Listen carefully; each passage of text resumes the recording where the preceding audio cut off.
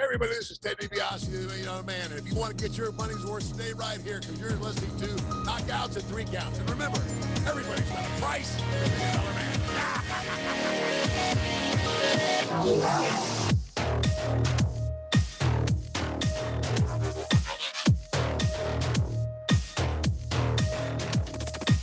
This is Don West here, and I'm telling you, Knockouts and Three Counts is the podcast, baby. Make sure that's the one you check out, because, buddy, like me, they're the real deal, baby.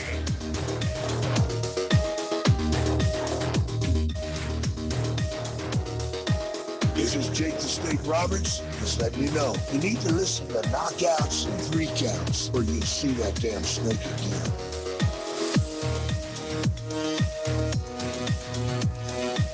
This is the Ring of Honor World Television Champion, a.k.a. Shane T, boy, the baddest champion you ever seen, boy. And you're listening to Knockouts and Three Counts.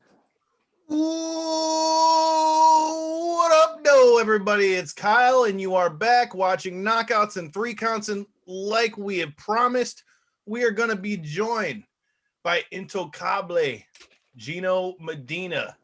You've been seeing him doing his thing on Major League Wrestling. You saw him do his thing against past guests of the show, Isaiah Broner, at Pele Pro Wrestling in Texas when we were down there, which you can check out in our vlog. If you're not subscribed, make sure you hit that subscribe button because you don't want to miss any of the great action that we're bringing you from Knockouts and Three Counts. But Corey, how the hell are you doing? I'm doing pretty good.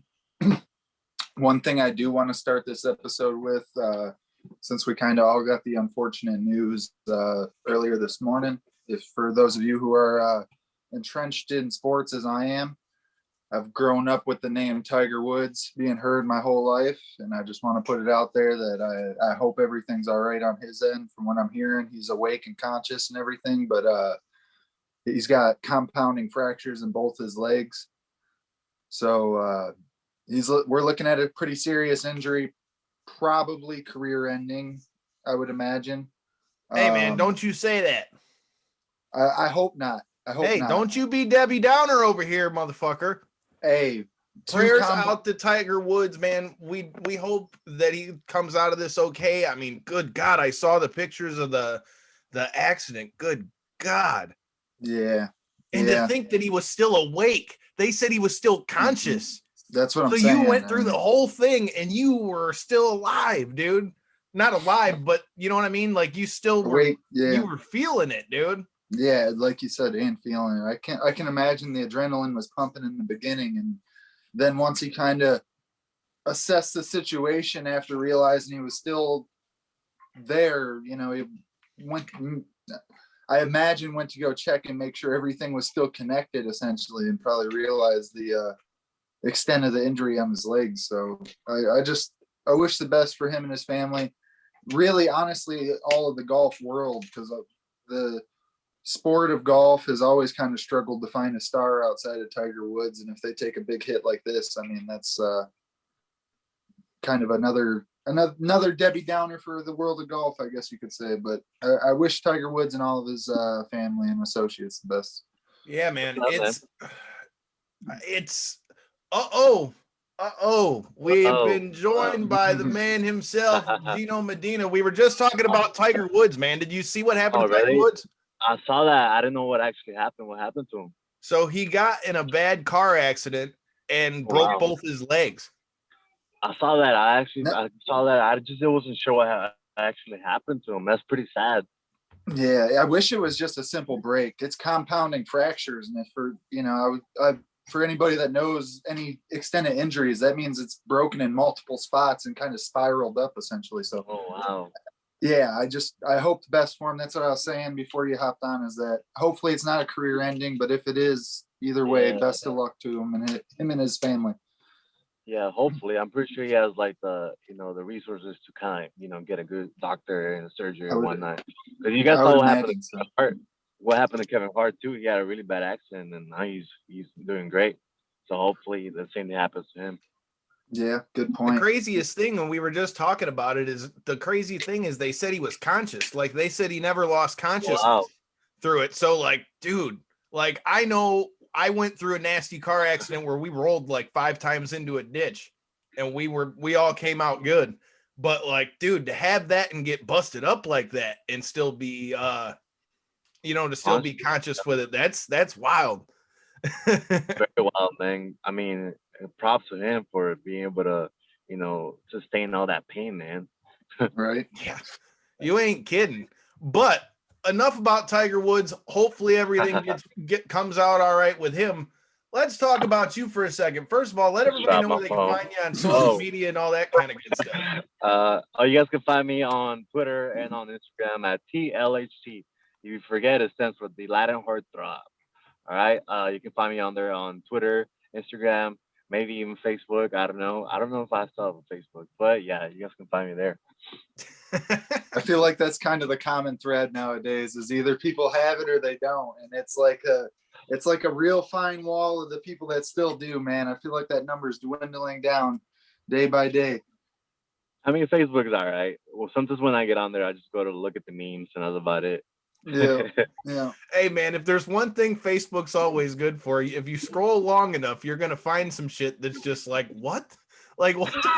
Wait a minute. Like, I don't know. Sometimes the internet is undefeated. I'm just saying. But I love the internet. That's a first. Most people, you never hear people saying they love the internet. Hey, I just like the memes, man. I just like the memes that the internet gives us. So anything happens, anything really bad happens, and like in like 5 minutes you'll have a meme about it, and I'm just like, oh, okay, cool, Kind of like somebody's hole and shit. Now, being somebody who has the media spotlight and stuff and has the attention, the spotlight pointed towards you at times, does that affect you ever with social media and the way that you, I guess, present yourself and stuff like that? Not really, because I don't know. I feel like everybody just have something to say, regardless what you do, So you just gotta kind of throw yourself out there, and like people are gonna react to it the way like either positive or negative. You can't really control that. There's so many people out there that you can't control how everybody's gonna feel. So for me, I kind of just if I'm gonna share something or whatnot, I do think about it sometimes. I'm like, oh, is this gonna get me canceled? Stuff like that. You got to nowadays, like that, man. Yeah. Especially with like tweets and stuff that you tweet, you got to be really careful now because you just never know what like somebody's gonna take something the whole opposite way of what you meant and then just turn it on you. I'm not defending anybody that got canceled or anything or whatnot, but I'm just saying there's like little stuff like that happens. Yeah. I know it's bad you even have to clarify that, but if you don't, somebody's gonna be like, well, he was talking about Bob from last week who did this, that, and the other. So it's like nowadays you got to be almost extra safe. That's kind of why I asked, is you almost have to be extra safe to not necessarily protect your image, but to show who you are without people misrepresenting you. I feel like it's so easy to be misrepresented in today's social outlet, I guess you could say. Yeah, I have a rule. Like if I got to think about it, like if I have to think about posting something more than like 5 minutes, I probably shouldn't be posting it, because I'm just like, oh yeah, not a good idea. Yeah. I mean, that's a pretty good rule of thumb. And I mean, that's a perfect way to lead into another question I had, in doing my research before we were bringing you on, it's no secret that you're a second generation star yourself, man. So, you grew up in wrestling. So tell me, does that make it a little bit easier for you, kind of navigating the waters, or do you think it brings any more pressure because people are looking at you because of your pops? Yeah, it does bring a lot of pressure to me, especially from like the lucha libre community, because a lot of that community, the same, with the I guess like the American side of community, they take wrestling very, very serious, So they see somebody like my dad that has such a nice legacy over there in Mexico, and they expect me to kind of like go along with it, or what I mean. A lot of people expect me to like go by his name and wear his mask and do the same gimmick that he did and whatnot, but like that's just not me, A lot of people ask me like, "Oh, when are you gonna be like the junior, the Sanguinario Junior, or something like that?" But I'm just that's not really for me, My dad did what he did, and what I'm just trying to do, I'm just trying to continue that legacy, just trying to, have people like you guys still bring them up and whatnot, and stuff like that. But to me, I'm just trying to make my own little route, my own little road. And from what it seems like you're also trying to do it in a respectful way. Like, hey, I'm not trying to like put what he's done down by any means. It's just that I want to build up, like you were saying, on your own footing, I guess you could say. Yeah, man, that's what I'm all about. Like I tried doing this gimmick. Once I had like the whole mask and like the whole outfit, the cape, theme song and everything. Just because a promoter really, really insisted, was like, oh, why don't you try your dad's name one night? I'm like, oh, I don't know. And then I kind of just went for it once. I tried it out, but it just really wasn't me. And that's what I try to do with my pro wrestling. I try to kind of give you guys what Gino is, what the person me really is. And I feel like that's where you kind of differentiate yourself a lot from other people. Just make yourself different that way. But I feel like if you're constantly trying to like be like somebody else or be someone that you're not, people can see right through that, man. And that's, like I said, something that I try to stay away from. Well, you're out there as an entertainer, right? So if you're trying to be an entertainer looking at something through a filter of what you think somebody would think about it, compared to doing and entertaining in the way that you find entertaining, is two completely different things. So I completely agree with the outlook that you took on it myself. Yeah, man, and I kind of learned that from Booker, from Booker T, because he was kind of like Best he would guest always of the tell us show. he would always tell us like, hey, this is the way that I do it. I'm not telling you this is the right way. I'm not telling you, hey, this is the only way to do it. But I'm letting you guys know that this is the way that I do it. And that kind of stuck with me, because stuff is gonna work for some people, and some of the stuff is not gonna work for some other people. You just gotta find what works for you. So, and for those who don't know, his father was part of the group Gringos Locos with Conan and Eddie Guerrero, man. So, I mean, that's a hell of a group to be part of. And I mean, I asked that question because, it's the same thing when we talked to Miranda Gordy. We talked to her about having her pops, having the legacy that he had, Yeah. and it's always a different dynamic because, I mean, you already have eyes on you regardless as soon as you come in there. So it's hard for there not to be a pressure in it.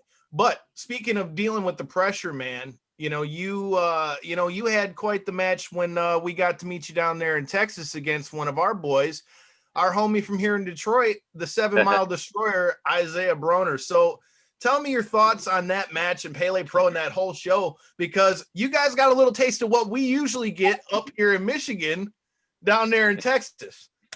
Oh, it was a lot of fun to get to work him and whatnot. But to me, that was very fun, like working somebody that's not from around here, somebody new, because you kind of just you learn. It's like a different dynamic and whatnot. Something very new, something that we don't get here in Texas much, because a lot of Texas guys just kind of run the same little scene. So it's pretty cool when somebody from up north comes over here and just get to in there and go in there and wrestle and whatnot. But we also had a pretty fun match. We went a little back and forth and whatnot, but at the end of the day, I had to beat him, bro. I'm sorry, I beat your boy. Hey, But it man. was It's funny you bring up that point too, because he actually brought that up himself when we had him on the show.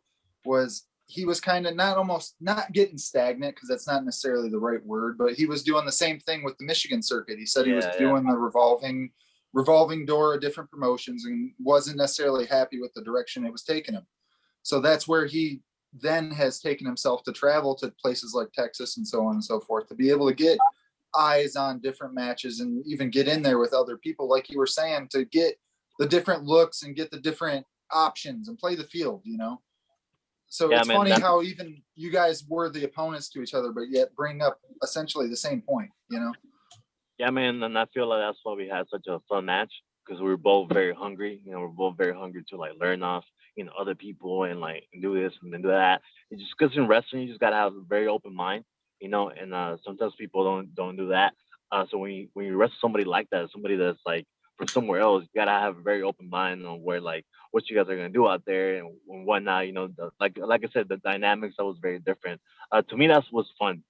Dynamic to me is fun. Like getting to work, bigger guys sometimes it's gonna be different than working like a smaller guy, or getting somebody that's a little bit closer to my body shape or whatnot. It's gonna be a lot different than working somebody, something like a girl. I even like working with girls sometimes because it's just a different dynamic, and it's just a lot of fun. But yeah, man, and it's also like constantly learning off other people, working something that's better than you. Uh, I don't mean to say that I'm better than him, but I'm saying that I've had more experience than him. So Right. I'm pretty sure we kind of had a pretty cool dynamic that way. from him kind of trying to learn off me and me learning off him because I'm always learning. Which is like somebody like that just started or somebody that's been in business like a long time. You're constantly learning and wrestling, and to me that's a lot of fun.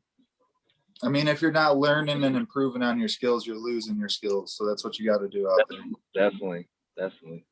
So talking about those skills have taken you and your talents to Major League Wrestling. Okay, when we saw you come in there, we saw you in there with the likes of MJF, who you can see our interview with MJF up there in the top right corner. But okay, MJF and Richard Holiday and Hammerstone, and if you've been paying attention to MLW, which I don't know why the hell you're not, because you guys have got one of the most, I would say, entertaining and different products, I would say, in wrestling right now. But my question was going to be, with you splitting from Dynasty, tell me what made you want to split with them. And if anything, you talk about learning. Did you learn anything from your time in Dynasty? Of course, man. Of course, they taught me the ropes when I first got there, and it was a lot of fun at first.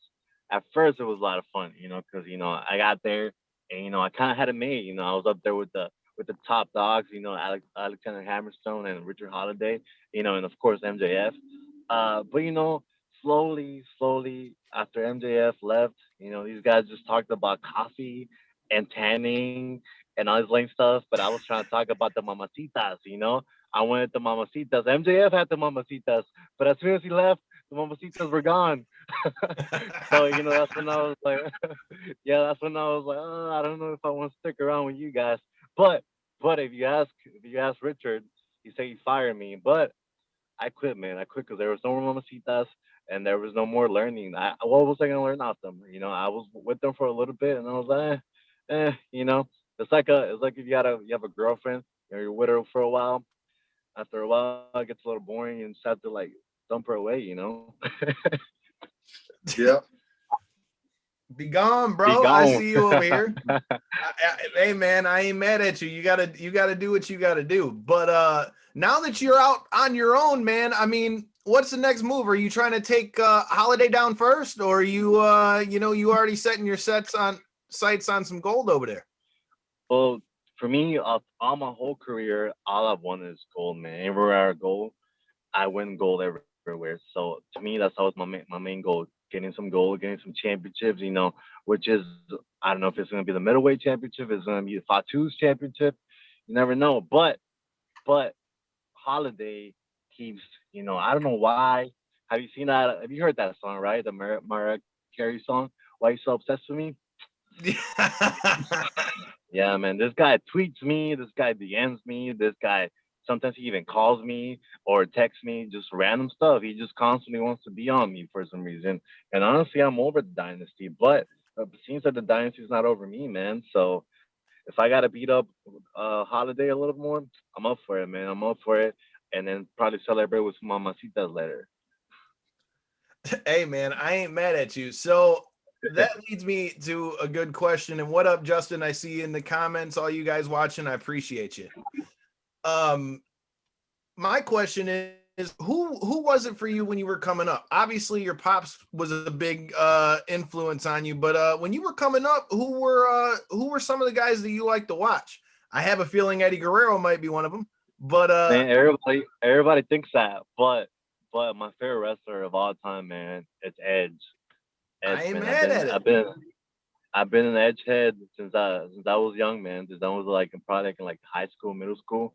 I've always loved Edge, man. That was the guy for me. I was like, okay, this guy's cool. He had the mamacita on his side. He had the championship. He was just out here, going through tables, going through burning tables, doing the most. So I was always a big fan of Edge, man. To me, like, I don't know. There was just a connection. He does all the little things that I like. I guess it's not even about the moves or like whatever. It's just like the little stuff that he does in the ring. It just kind of makes me really invested towards everything that he does. Then seeing him come back now. Yeah, man. But then just seeing him come back and seeing like everybody be super like into him. I'm like, I've been telling you guys that Edge is the guy, But yeah, and it was also pretty cool because when he came back, at the Royal Rumble. I was actually here for that, and it was pretty cool to experience that live and seeing everybody kind of just go crazy for him to like come back, out of retirement. It was something that was like pretty serious. His neck, I was pretty messed up, so it was pretty cool. And that was like the last big crowd that we were able to experience before COVID. Yeah, man.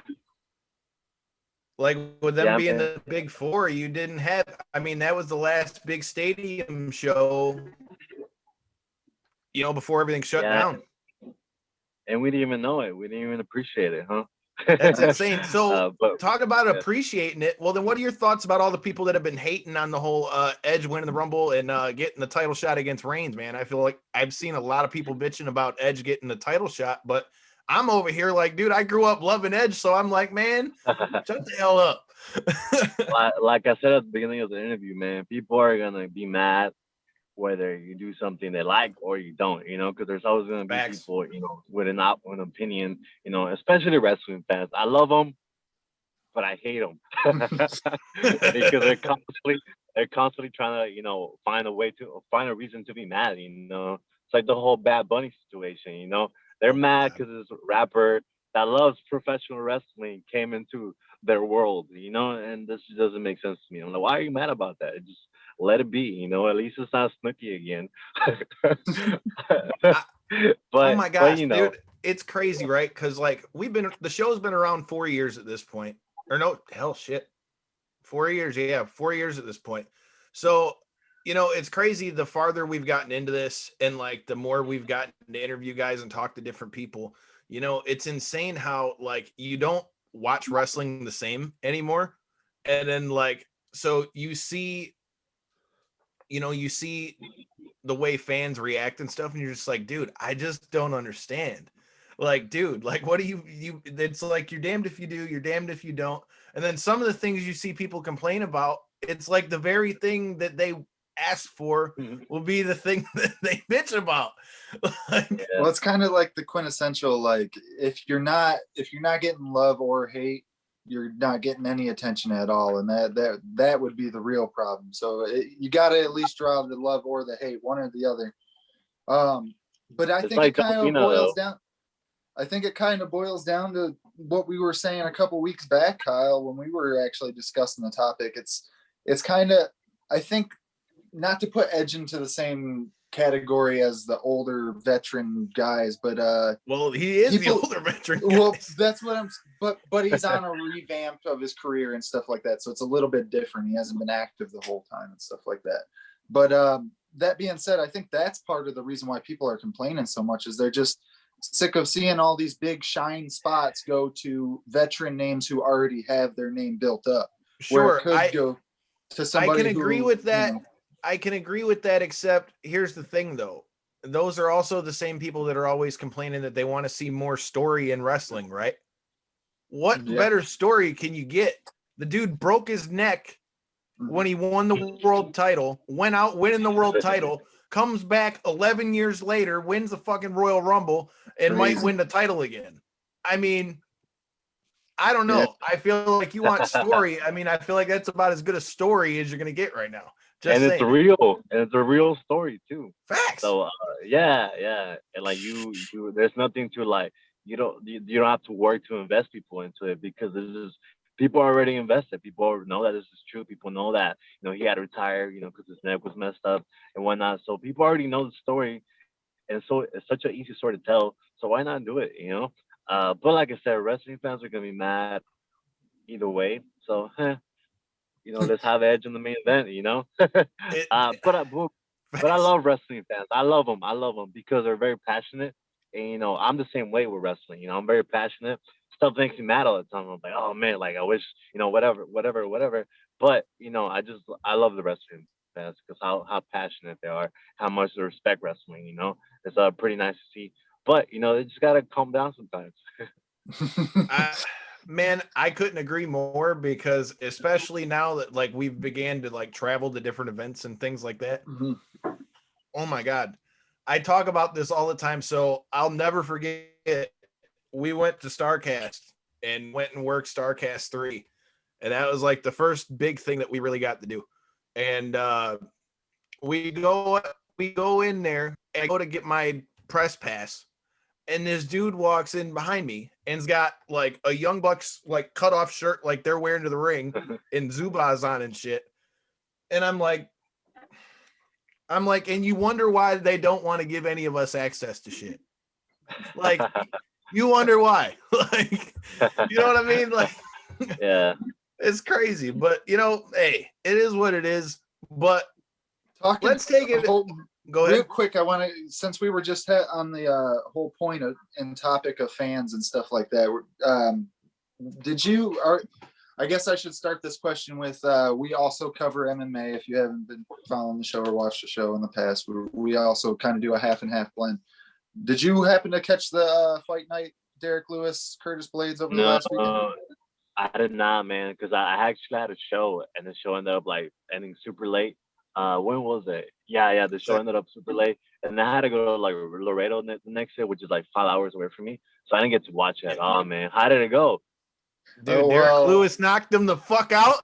And my first time on FanDuel, let's go. I bet on knockout and for him to win. Let's go. I did see some of that. I was kind of upset I didn't get to watch it, but yeah, man, I saw he got knocked out. I was like, oh. Yeah, it was a bad knockout, right? I mean, everybody who did see it, seen him go stiff, and even the people who didn't necessarily get to tune in, like you said, kind of got to see the highlights, I guess you could say. Yeah. And one of the shit fans, I'll just say it the way it is, went out there, got Curtis Blades' phone number, started FaceTiming him and shit, talking about, you got knocked the fuck out, yada yada. And that's the type of shit that just drives you nuts, man. You see that in the fan base in both wrestling and in MMA, where it's like these fans just don't know how to control their mouth, man. Like they don't know how to like separate the character from the person, I guess, and like realize that people do take this stuff serious. So like when you're just suffered a knockout, man, like that's to be trying to call somebody and do that to somebody after suffering a serious concussive blow like that. That's just low, man. And you see it, like I say, you see it on both ends with fans, man. It's unfortunate. Yeah, but think about it though. That guy, like, got knocked out. He worked for that. He trained for that. Yeah. He got paid for that. You know, very true. Paid for that. And the guy that called him didn't. So who's the real loser here? You know, yeah. If you really think about it. So yeah, man, you're constantly gonna have people, trying to talk bad on you and whatnot. I tweeted something out recently. I forgot what it was. It was like an Eminem song. And he was like, my talent. I mean, your talent is to critique my talent. And I was like, oh, that's very true. Because, there's a lot of people that just do that. They just go online and start critiquing people about their talent that they're doing out there. But if you think about it, I'm like, oh, what's really your talent? What you doing? Like, you're talking about me. That's how you get those views, which is crazy. But that's the world we live in, right? Dude, we see it all the time, even on a much smaller level, but like with what we're doing with the show, man, like, because I'm still working full time at the post office, man. Like, this shit isn't like, like we ain't Sam Roberts out here and shit yet. So it's like, man, like people are like, oh dude, you're traveling to do all this, that, and the other, but then you'll show up at like doing what we did in Texas, or go do, go to StarCast or whatever, or we're going to be at AEW Revolution coming up. So it's like, like we're out here going and doing shit. It's like, what are you doing? You know what I mean? Like, even if nothing comes out of it, even if I go there and do nothing more than see the show and that's it. So the hell what? I mean, it's better than sitting at the crib. I mean, I feel like all of us with this pandemic, man, I feel like that's all you've really been able to do. I mean, that brings up a good point. So with you being in Texas, man, you guys have got a lot more availability to be able to wrestle right now, like with the indies and stuff. Yeah. So how beneficial has that been for you? Because I know so many guys up here in the Midwest, I mean, with the way things have been with shutdowns and not being able to have fans and running shows without fans and all that kind of stuff, like how much of a benefit has it been for you to be able to keep, doing your thing all during the pandemic? It's been really nice, and I've been very blessed to still be able to wrestle as much as I have. But it is a little scary, because you just never know. I've had a couple of scares, a couple of months ago where it was like, oh, somebody, in the locker room had it, had corona or whatnot, and have to like go get tested, ASAP. But I get tested as much as I can. I try to get tested like every time I have a show, I get tested, right away when I come back, and I'll try to quarantine after that and try to get tested again, just to make sure. So that does come into play, constantly having the back on your head, having the back on your head that you're gonna might catch COVID or whatnot. But if you can get that, not think about that and just kind of still go on the grind. It's a lot of fun, man. It's a lot of fun because I think about it, and I think about this fan, that messaged me, and he was like, yeah, through this whole pandemic, man, I've been like very depressed, and like this happened and this happened to me, I haven't been able to get out of my house, but I got to go to one of your matches, and that kind of made my whole like year a lot better. Just being able to go out there and kind of That's dope. yeah, man. And to me, that's just kind of like, well, I mean, of course, I love wrestling, but to me, that's my reason to wrestle. Because sometimes you forget about that. You forget about how much people you do touch. Because we go back into what we were talking about earlier. All those people that are hating, but there's also a lot of fans that you do make an impact on. There's people that are battling with depression or battling with like I don't know any problems they got at home. There's probably a kid at home that doesn't have anything to eat, but they can probably watch wrestling. And I'm sure that just gets them going and whatnot. So it's very fun to be able to do that through these tough times, to be able to wrestle, in front of people and making them forget about, what's going on in the real world right now for, for like an hour or two. So it's pretty interesting. It's pretty fun to be able to do that for people right now when it's such a rough time in the world, to be able to entertain them, because even before like the pandemic, people didn't consider entertainment, being like this important, being what's the word that I'm looking for, being essential, being an Yep. essential, and it is, because people, rely on entertainment. People have to work, people have to go through all these life problems and whatnot, and the only thing they got is like entertainment, man. Some people kind of turn that off by listening to music, watching the movie, watching the show, but some people choose wrestling, and I'm sure all of us in this chat right now, we choose wrestling, most of the time. So it's pretty cool to be able to do that, man. I completely agree, man. Like those who have been following the show for a while and know a little bit about my background. I mean, I work with kids with disabilities and things. That's something that I've always been real passionate about myself. So like anything you can do to like leave an impact. I mean, and I think that's one of the biggest things. Like you're realizing, you being so young and being able to realize the impact that your platform can have, even though you're a veteran in the business, being in the business as long as you have, you're still only what, 22 still? 25 actually. Okay, I Turned misread. 25. Okay, that's a great internet Oh, you're for me. good. Great You're good, internet. man. But either way, 25 is still young, man. Yes. So it's like you still have a long ways to go. Who knows where the next step for you is, whether that's AEW, WWE, wherever you end up next, man. It's crazy because even with MLW, man, you got the likes of Filthy Tom Lawler and all kinds of names there as well. And for you to be a guy who's willing to use his platform to try to help somebody else, I mean, we need a lot more of that in 2021 with the way 2021 did a number on everybody. Yeah, of course. Yeah, I mean, I just believe that if you're constantly, I don't know, if you're not like selfish about anything that you do, I feel like a lot of good things will come to you. So I'm constantly in that mindset, man. I'm just constantly trying to like help people and whatnot. Even in just wrestling, I've been very blessed to be able to be one of the trainers at Booker T school down here in Houston. And to me, like what I like, I just like helping people, being able to accomplish their dream, their lifelong dream of being a pro wrestler, and me being able to help them with that. That just makes me like happy, man. Because I was that kid at some point where like I was just trying to find a wrestling school and just wanted to be a wrestler, and then seeing all these people come into a Booker school, with that same dream, and me be able to help them with that. It just, I just know I'm making an impact, not just on like fans, but just in the wrestling business in general. Now being a coach, essentially, like you're saying yourself, how much do you think that has helped your development? Being younger guy, but I'm assuming you got quite a few people coming in there that are, a couple 5-10 years older than you, and you're in there teaching them. Like how does that help your development and not like widen your how does teaching trick help? book, I guess you could say, Yeah, it's helped me out a lot, man. Just because it's made me a better wrestler. Because I get to like basically break down every part of a move. Whatever Mhm. move it is, I get to like break it down to people like constantly and weekly.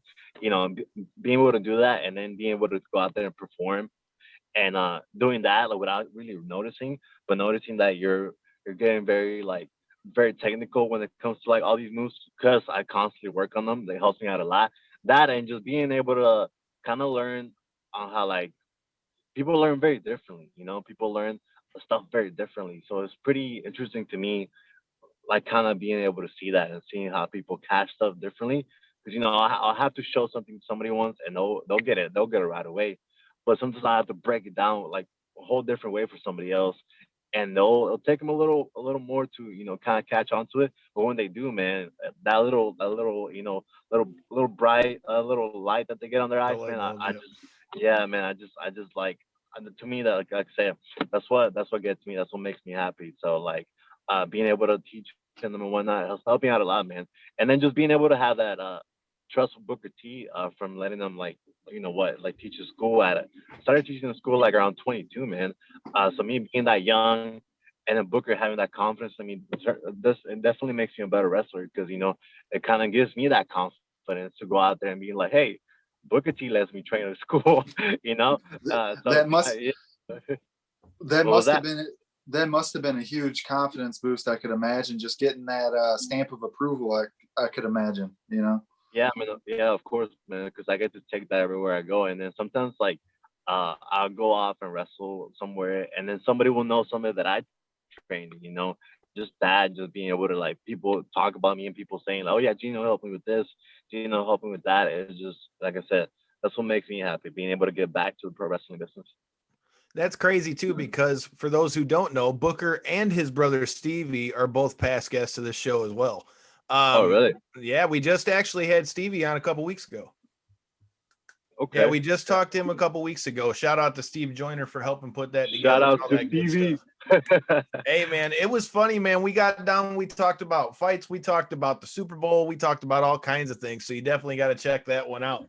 But I that leads definitely me will. into a question I had for you. So you mentioned, the honor that it is to be teaching at Booker T's school. Tell me a little bit about, that relationship and how how much has that benefited you, most in your wrestling career? As in like training with Booker or like No, I what? mean, as far as you're training with him, is there anything in specific that you've pulled from him? A and B, what does it mean for you as far as getting to have a relationship like that? Because I just feel like the wisdom that's going to come down from Booker is got to be insane. Of course, man. Like I've learned a lot from him. I got to Booker's when I was like around 16, so it's almost getting to like 10 years, man. So in those 9 years, I've learned a lot. Just because he's very instrumental in like anything that I do, man. Like because he's taught me how to like I don't know, just be over the top with everything that I do. We all seen him. You know how over the top he is. Mhm. So I've learned that a lot from him, and then just little like life stuff. Because unfortunately, my dad passed away and I was very young. So having him kind of like as a father figure type thing, it's kind of helped me out a lot. Because he definitely gives me something really good to look up to. And anything that he's ever told me, like I remember I got there at 16, man, and he told me, "All right, kid, at 20 years old, I'm gonna get you a try, all right?" and I was like, and I was like, cool, And he didn't have to say that. He didn't have to like put his whole trust into me at a 16-year-old kid and tell him that. But he did. And then when I got to that age, I got a WWE try. He threw me out there. He knew that I was able to go out there and kind of deliver. So he did. He gave me an invitation to the performance center so I can go have a what's it called, a trial. And yeah, man, and it was great. So I went up there with a lot of good resources, learning off them and learning how to like kind of think about the business, just a mentality. That's usually what it is, man. A lot of people have a really bad mentalities when it comes to wrestling, but Booker makes sure we all have like pretty good mentalities and be able to give back. He's really big on that, like giving back. That's the whole reason he has to school because he said he wanted to get back to the pro wrestling community. So like being able to learn that off him has helped me out a lot, man. Because like I said earlier, if you're constantly getting back, I feel like a lot of good things will happen to you. So being there with him, that's mostly what I've learned off him. And just listening to him in an interview recently, he talked a lot about that. He talked about how like he doesn't like rely on a lot of like the stuff that he's done. He doesn't go like, oh yeah, I've been that's my Booker voice by the way. He I've says it been all the time. He doesn't want to sit but on his laurels. yeah, man, and that's basically it. He's constantly trying to improve and trying to be better, and having somebody like that to look up to helps me out a lot, man. Yeah, you don't want to just be known for what you've done. You want to be known for what you're about to do. So Yeah, man. All And right, he's so still doing it. He's still doing it. He's still and out there. that's a, He just had a music video. He just had a he music just video. Yeah, he just a couple still months looks ago, fucking insane too, man. just a Like he couple looks months like ago, he could step in the ring on Raw tomorrow. he him can, and man. him and DC and Hawani were beefing like hard on the show and shit, going back and forth. Every week I was watching that shit, waiting for the Booker T segment of it. It was fucking I saw hilarious. that, man. I saw. I want somebody to really piss off Booker, just so I can watch him like beat him up, man. Cause I just want to see it, man. I just want to see it again, because I feel like he can really mess up somebody if they really piss him off. Uh, but yeah, man, just shaking his hand the first time that I met him. He's a huge guy, man. You're I went to not shake his kidding. hand when I met him. Yeah, I went to shake his hand and like his hand like reached all the way to my forearm, and I was like, "What?" Right. But yeah, I just imagine him slapping somebody. I was thinking about that. I was like, I just want Booker to slap somebody, When just to see it. when we get off this, I'm gonna send you the picture of me and Booker right after we interviewed him here in Michigan. Because holy hell, dude, his hand is like you wouldn't expect it, right? Like, I mean, I knew the guy was big from TV, but until you're standing next to the dude, you're just like, damn. And then the crazy thing about it is, then you get next to some of these other dudes, and I'm just like, son of a bitch, dude. I already knew I was short, but damn. Especially in like the older days of wrestling, it seemed like it was almost a requirement to kind of get in the WWE. Is you kind of had to have that. It totally size. was. That was like a Vince, that was a requirement. You had to be one of them big. There wasn't too many high flyers and stuff like that in WWF back in when it was still WWF. Yeah, they're all juiced up. They're all big. Mm-hmm. All right. So since you're a coach, you're a perfect person to bring this up with. So we've been bringing back one of our old segments, and if I remember correctly, Booker even has commented on this as well. So we have two of them. You already kind of answered the one because we had one with fan etiquette, because we always see dumb stuff with fans. So we've always gotten different funny fan stories, which you've already kind of covered that one. But since you're a coach, you're the perfect person to ask the other one. We've got locker room etiquette ones, and we've gotten everything from Congo Kong telling us to keep your baby mama out the locker room, wash your balls, bring your own wrist tape, bring your own squirt bottle, all kinds of different shit. So if you had one piece of advice that you could tell somebody that was just getting ready to start wrestling, or just let's say they're in their first couple shows, what's some advice that you would give them that would save them out on the road? The most important one to me, and this actually comes from Booker. It's clean up after yourself, man. A lot of people go in there and they do bring that wrist tape, and then after they're done with it, they throw it on the ground, man. And they're done with that wrist, that they put on, they throw it on the ground as well, man. And with the water bottles, energy drinks or whatnot, you see a bunch of them on the ground after shows. So that's the main one, man. Just being able to to know that when you go into a locker room, that's just not your house. That's everybody's house. So everybody has to take care of that house, and the way you do that is just starting yourself and starting by making sure you put your trash away when you have to and whatnot. And it's mostly that, man. I hear a lot of stories about like Eddie Guerrero making sure everybody will clean up after themselves after shows and whatnot. And that really kind of stuck to me because I'm like, oh, like it kind of just makes you think that like old school era, of like him and Booker, Benoit, Jericho's and whatnot are really big into that. So it's pretty cool, and I try to kind of do the same thing. I try to make sure everybody always cleans up after themselves. And I try to do the same thing, you just what I do as a coach, I try to lead by example, man. I'm not constantly on you telling you, hey, go pick up your water bottle, or hey, go pick up your wrist tape. I don't do that. What I do, I lead by example. I try to make sure every time that I do something, hey, I go throw my wrist tape on the trash and whatnot. And like I said, I try to lead by example and teaching these kids, the way that I do stuff. And whether if they want to do it, if it's not me, somebody else is gonna tell them something.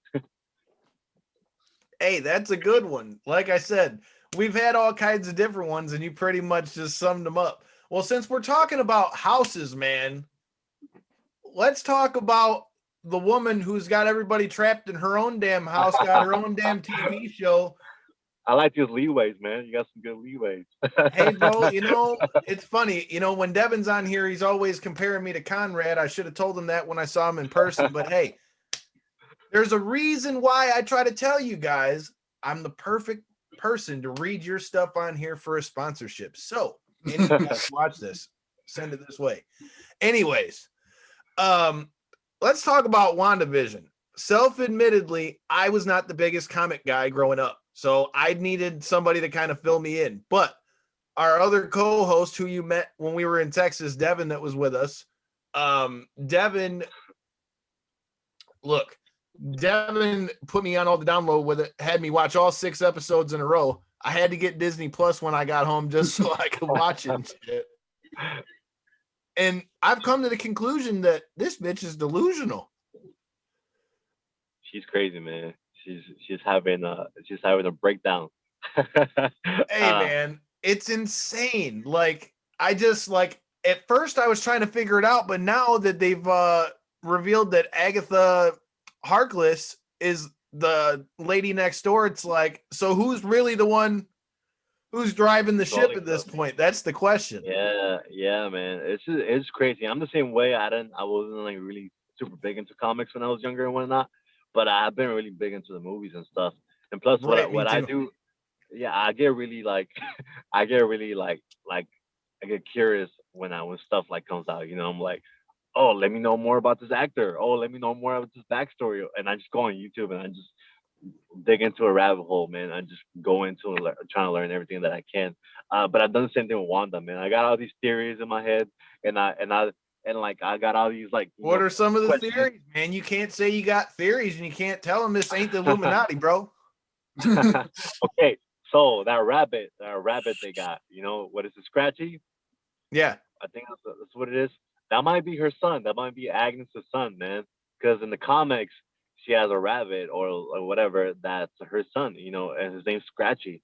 So I didn't think about it until they were talking about it and putting it together, and I'm like, oh, that's his son, that's her son, and I feel like she's trying to take the kids away to somehow kind of bring her son back, in a way that, or she's trying to take away Wanda's powers to bring her son back and to bring back Mephisto, which Mephisto already debuted on the show, but people haven't noticed. right. But he was a fly on the wall. He was a little fly on the wall when she went into that room, and when she went into her house, and we saw a fly. I don't know if you remember. Yep. That's Mephisto right there, bro. And dude, yeah, man, it's crazy because I'm like, it's insane because I'm having to have my buddy help fill me in on some of this stuff. You talk about my transitions. My transitions might be tight, but dude, the cliffhangers that these bastards are leaving on the end of these shows, man. Oh my God.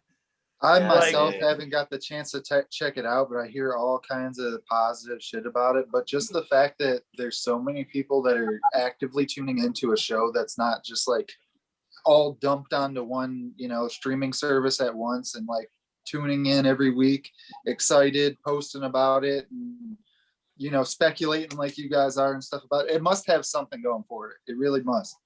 Yeah, and I think that's pretty cool too, because we kind of lost that. We kind of lost, tuning in next week. When I was young, I will watch those credits and find out next on the next episode of Dragon Ball Z, and I will like go crazy, Well, shit. Next Saturday morning, I have to be in front of the TV at 9:00 in the morning, or else I'm gonna miss it. Cartoons were the deal, bro. When Channel 20 had like the Saturday, rundown, bro, and you could sit there, and then every morning before school, there was like Rocket Power and the whole deal down that way. Bro, we had the deal. Now I see some of these cartoons these kids got nowadays, man, and I'm like, dang, like you poor kids. Yeah, man. But nah, man, I feel like we've been spoiled too much, with all these Netflix shows and like a lot of these cartoon shows that just give you the whole whole season at like once, and I feel like everybody got spoiled with that. So now that you gotta wait, for WandaVision, they're really playing with our emotions, man. And they're making us more invested into it, which I never really thought about, but they're making us very invested into it by just doing that, by giving us to us weekly and making us want more, And that's our art of like any art, making the people want more, It's the same thing with wrestling. You go to the wrestling shows and these guys give you all the moves in the playbook, but that's when people don't want more, But the same thing with the shows, they leave us wanting more, and I think it's pretty cool that in 2021 that they're still able to do that. So a lot of people shit on the fact of letting anticipation build and stuff like that. Like you were saying, everybody wants things now. But there's something that can't be matched to something that you have to wait. If you have a match that you've just been waiting to see, like the DC Stipe rematch that happened like a year and a half ago at this point. I was waiting like hell for that fight forever, but the anticipation kept building and building. It's not like I was all of a sudden less excited to see it. If anything, I was more excited. And you don't see that as much even in pro wrestling and MMA and just the world in general. Everything's so, what can you do for me now? That's because fans have gotten spoiled, bro. They don't got the attention span anymore. They all say they want long-term storylines, but then, although to be fair, a lot of the ones we saw with Raw lately haven't exactly been that great. But I'm just saying. But there's plenty of good stuff like what you've got going down with MLW, man. I mean, what are your thoughts on 2021 for you in MLW at this point? Because MLW, I feel like every time you turn around, there's another name that's come around. Like you've got everything from, I feel like you guys have got one of the most athletic big men in the game as your champion with Jacob Fatu. Yeah, my man. Boy. I mean, that guy's insane. If you guys haven't checked him out, he's insane. But you guys have got from even who you had in your former group mate in Hammerstone.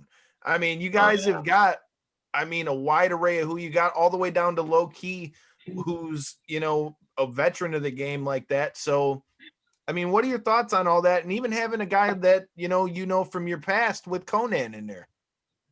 I really enjoy MLW because I don't know how to like say this the nice way, but we're not gonna mess around, man. We're sports based, and like which a lot of other companies, they got people teleporting and stuff and and stuff like that. No, we're out here trying to fight, man. We're giving you a fight. We're showing you what Fatu can do, man. That guy goes crazy, man. He like, I don't know what he did last time. But like I forgot what it was, but I was like, man, this guy is so intense, and I just love it, because you don't really see that as much now. You see a lot of this stuff that's happening, people teleporting, and I don't know. As soon as I see somebody teleport on a wrestling show, I'm just like out. I'm just like So I take it you're not a fan of the broken mat stuff, then, huh? I like that. It's pretty. I feel like if it's done right. Yes, not that I hate it, but like if it's too much of it, I don't know. I like wrestling, not all this teleportation, But to me, that's what MLW gives us. It gives us like a sports-based pro wrestling program, and that's why I really enjoy it because like you say, you got Loki, you got Filthy Tom Lawler, you got Fatu, you got Alexander Hammerstone. All these guys, you can put them up against anybody out there in the pro wrestling business. And these guys can go, man. These guys are not gonna teleport. These guys are just gonna beat your ass, man. And I love it. I love it because I'm part of that. I'm part of that team now. I was gonna That's gonna say, whoop your don't ass. forget, man. There's a reason Yeah, they man. call you Intocable, man. I've done my research, bro. Of course, man, and that's what I'm saying. That's why I'm very happy to be part of that roster. That's such a legitimate roster that's gonna give us that, that type of wrestling that somebody like me that really appreciates. But yeah, man. The main thing that I'm looking for in the MLW is getting some gold, man. We already talked about it, but I'm all about the gold, man. If it's not gold, if it's not a mamacita, I don't want it. You know, I don't want it at all. Okay, so that's what I'm looking for the most in MLW. Try and go in there. Win some gold. Win some championships. And, and mostly just trying to get better, man. Like there's a lot of good guys there, and I feel like those guys can only make me better. I'm very big on like throwing myself in situations that I'm not comfortable in to make myself better, and that's the way that I see MLW. I see a lot of guys that are better than me, but I feel like I can keep up with them. And the way that I'm gonna keep up to it is just learning off out of my environment and learning off them, and basically come up on top and win some championships. Hey, man, I think that pretty much sums it up, man. Like I said, you need to be checking out MLW on YouTube. They come out every Wednesday. Like I said, check out the new episode before you watch Dynamite and all that good stuff, NXT. They're right down there on the Wednesday night lineup. Well, before we let you get out of here, man, throw your social media out. Let everybody know where they can find you one more time. And like I said, we appreciate the time, man. We definitely have to have you come back. And the next time in Texas, we'll definitely have to link up. I appreciate you guys, man, and I appreciate you letting me talk a little bit about WandaVision. That's where you had me. I'm like, oh, I get to talk about WandaVision. I'm like, hell yeah. God damn, now I know how to get people on the show. We got to talk about WandaVision. But yeah, man, you guys can follow me on Instagram or Twitter at TLHT. If you forget, just think about the Latin heartthrob. That's how I remember it. But hey, yeah, I'm just man. gonna say that Twitter handle is Hardbody, bro. I'm just saying. But make sure you check us out this Thursday, 9 p.m. as we will be joined by Mecha Wolf. Make sure you guys are here. Make sure you hit that subscribe button, that like button, that comment button. And until next time, and in the in-between time, peace.